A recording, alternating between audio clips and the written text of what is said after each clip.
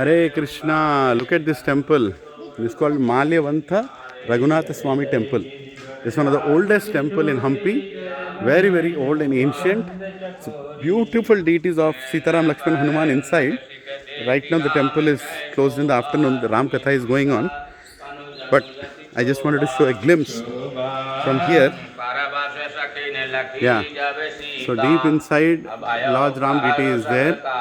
Now, amazing part about this deity of Lord Ram is he's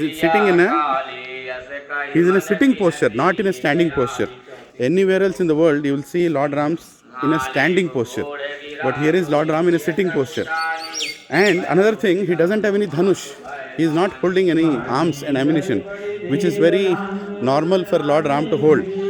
And there is also, it's nobody knows the aspect of when it was established, because established deities are always on a simhasan. There is no simhasan. Lord Ram is sitting down. He is completely like a common person. He's sitting down without any paraphernalia. And another thing, Sita Ma is sitting beside him, and she is also folding her hands and sitting. And Lord Ram is in a meditation posture, like a common man sitting on the floor.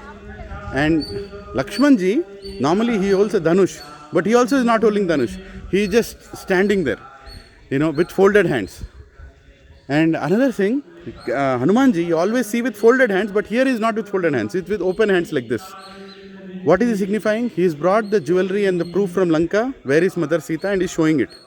So this is the place, Malyavantha Raghunath Swami Temple, where Lord Ram and Lakshman, during Chaturmas, were waiting for the Chaturmas to get over, for the rains to get over, so that they can start the search of Mother Sita. And during that time, all the Vanar Sena was also sent out to start for the search. Now, as you can see, it's a very ancient temple. See, so beautiful it is, so beautiful. Such a big wall, boundary, Nobody knows when it was established, because established temples have a deity standing with Dhanush of Lord Ram, with a Simhasan.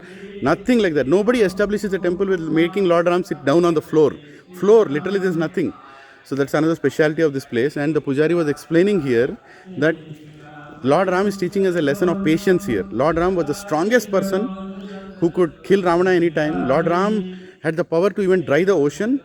In spite of knowing his wife is kidnapped, in spite of knowing that, he can seek help from anybody, he was seeking help from a forest, because he didn't want any disturbing advices from people. He didn't go to any person.